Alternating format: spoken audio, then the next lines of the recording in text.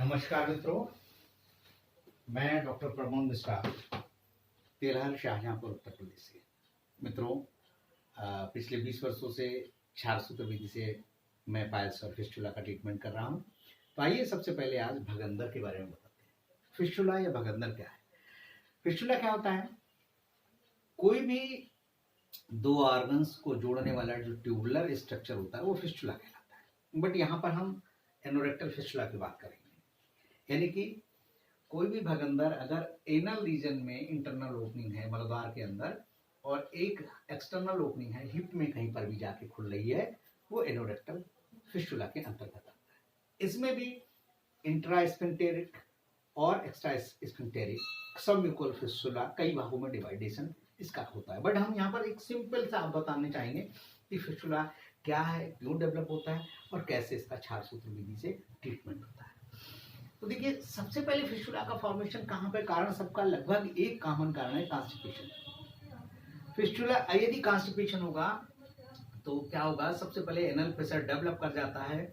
मल द्वार जब बंद पड़ा हुआ है और हम हार्ड स्टूल हमको पास होगा तो मल द्वार खुलेगा और मल द्वार का साइज यदि एनल का जो एनल खुलता है उससे बड़ा हो जाएगा तो यहाँ पर क्या होगा? ये एनल ऑर्गन्स जो है यहाँ से फट हो जाएगा 6 o'clock पर। यूजुअली महिलाओं में 12 o'clock पर डिलीवरी के दौरान भी ऐसा हो जाता है, फिसर डेवलप कर जाता है। अब ये फिसर ऑटोमेटिकली कभी कभी हीलअप हो जाता है, एक लेयर सी आ जाती है, बट मल के कण यहाँ पर पड़े हुए हैं और it will create the abscess और एब्सेस फॉर्मेशन हो जाता है। अब एब्सेस, एनल एब्सेस बन गया, या तो ये ऑटोमेटिकली आकर के इस तरह से बाहर 6 o'clock पर या 5 और 7 o'clock पर या कहीं पर भी 3 या 9 o'clock पर एक्सटर्नल ओपनिंग बन जाती है और ये ड्रेन आउट हो जाता है। फिर जो भी क्षारसूत्र सर्जन या सर्जन है इसको प्रॉप के माध्यम से तलाश देता है इसका ट्रैक कहाँ पर आ जाता है और क्षारसूत्र सर्जन जो है वो क्षारसूत्र का लाइगेशन कर देते हैं। समटाइम्स एनल एब्सेस हुआ, वो अंदर की तरफ रस्ट कर गया, बाहर नहीं निकल रहा है, अंदर ही अंदर उसमें 2-3 बूंद पस भर जाता है और मल त्याग के दौरान निकल जाता है। वो मरीज कहता है, कंप्लेंट करता है, साहब थोड़ा सा दर्द हो रहा है, और जब हम मल त्याग के लिए जाते हैं हल्का सा चेप जैसा आता है और समटाइम दिन में भी आ जाता है वो, और उसके बाद में आराम मिल जाता है। कभी कभी ऐसा होता है। तो यहाँ पर जब हम फिंगर डालते हैं, पीआर करते हैं, तो बाकायदा एक डिप सा मिलेगा, जैसे होता है ना सुराही जैसी, कि अगर ऊपर से फिंगर डालेंगे तो एक बड़ा सा छिद्र दिखेगा और एब्सेस सा बना होगा। ऐसी स्थिति में हम यहाँ पर एक एक्सटर्नल ओपनिंग बना देते हैं और क्षारसूत्र लाइगेशन कर देते हैं।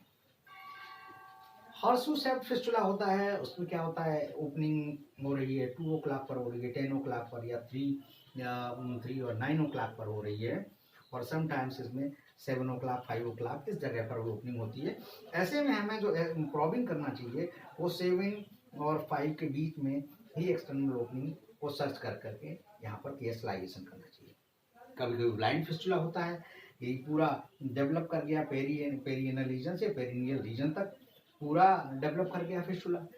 पेशेंट को फीवर आ रहा है ठंडक लग के, पेशेंट को खांसने में दर्द बहुत ऐसे नहीं हो रहा है, 8-10 दिन बाद ऐसे पेशेंट आते हैं, तो उन पर एक्सटर्नल ओपनिंग यदि बनानी है तो हमेशा 7 o'clock और 5 o'clock पर बनाएं, ताकि जब जो मोस्ट डिपेंडेंट पार्ट पर, बेसल पार्ट्स पर बनाएं जहाँ से पस ड्रेनेज होता रहे और जहाँ पर डिपिंग भी हो।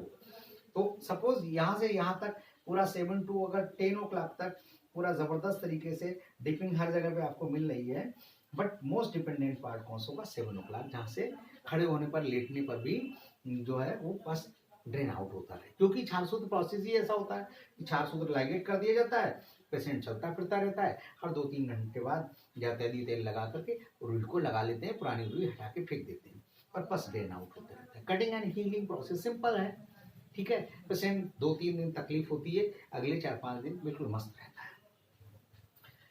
यही 3 o'clock और 9 o'clock पर होता है। अब मैं डिस्कस कर रहा था हॉर्सशू शेप्ड फिस्टुला, ये घोड़े की नाल की तरह डेवलप होता है, कहीं पर भी खुल सकता है, बट 5 और 7 o'clock पर भी इसकी ओपनिंग बनाकर सर्जन को करना चाहिए। एक और फिस्टुला होता है जो स्क्रोटल रीजन में या वेजाइनल एरियाज के राइट या लेफ्ट साइड में ओपन होता है। यहाँ पर सर्जन को बहुत ही सावधानी पूर्वक जो है बहुत सावधानी पूर्वक इन्फेक्शन को रोकते हुए क्षारसूत्र लाइगेशन करना चाहिए। किन लोगों में सबसे ज़्यादा होता है? जो ट्रक ड्राइवर्स हैं, जो ट्रैक्टर ड्राइवर्स हैं, जो लोग भट्टी के पास बैठते हैं, जो मोटरसाइकिल 10-15 घंटे चलाते हैं, दूधिया लोग हैं, और जो एसी में गाड़ी ड्राइव नहीं करते हैं, या जो लोग जनरल सीटिंग भी करते हैं बट एसी में नहीं है, ऐसे लोगों को फिस्टुला होने की संभावनाएं रहती हैं। ये क्या होता है, वहां से दबाव पड़ता है, पसीना मरता है गर्मियों में, और बाहर जैसे फोड़ाफुन से हम लोगों को हो जाते हैं स्वीट ग्लैंड से पसीना नहीं निकलने की वजह से, पसीना मरने की वजह से, तो इन्फेक्शन डेवलप होकर अंदर एनल ग्लैंड्स के माध्यम से, एनल क्रेफ्ट्स के माध्यम से अंदर खुलता है।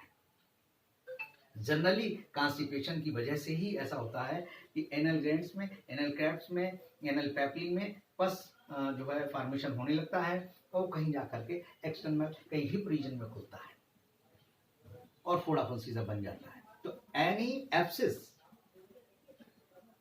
जो कि ठीक नहीं हो पा रहा है, बार बार पक रहा है, फूट रहा है, मल द्वार के आसपास है, 1 सेंटीमीटर से लेकर के 10 सेंटीमीटर दूरी पर हिप रीजन में कहीं पे खुल रहा है, पक रहा है, फूट रहा है, सालों साल हो गए हैं, वो फिस्टुला के अंतर्गत आता है।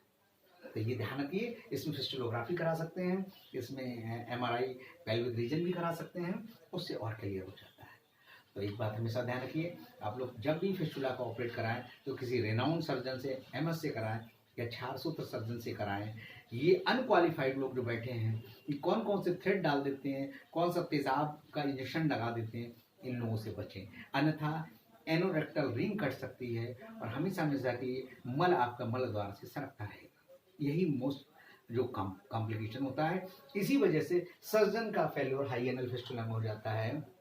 यूजुअली सर्जन बहुत अच्छा करते हैं, बट यही है कि वो एनोरेक्टल रिंग पर हाथ नहीं लगा सकते हैं। हम यहाँ पर क्या करते हैं कि जो हमारा थ्रेड पड़ता है वो 1 सप्ताह में 1 सेंटीमीटर काटता है, वो भी क्या, पूरी पेरीफेरी को शॉर्ट किया है ना। तो 0.01 mm एक जगह से काट रहा है, बहुत बहुत कम एरिया को काट रहा है, ऐसे मान के चलिए। और इस तरह से अगर 6 सेंटीमीटर किसी भी ट्रैक्ट की लेंथ है तो 12 सेंटीमीटर का उसमें थ्रेड पड़ा, हर सप्ताह में 0.5 mm कटिंग हो रही है, और धीमे धीमे कटिंग एंड हीलिंग प्रोसेस से ये फिस्टुला बड़ी जल्दी ठीक हो जाता है।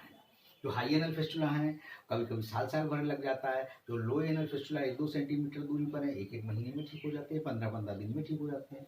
घबराएं नहीं, फिस्टुला को हल्के बना लें और फिस्टुला के लिए गंभीर भी ना हो।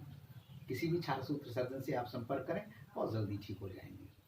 तो यदि कोई और जानकारी प्राप्त करनी हो तो 7007216775 पर हमें संपर्क कर सकते हैं। फिर से हमारा नंबर देख लीजिए, मैं डॉक्टर प्रमोद मिश्रा, 7007216775 इस नंबर पर हमें संपर्क कर सकते हैं अधिक जानकारी के लिए।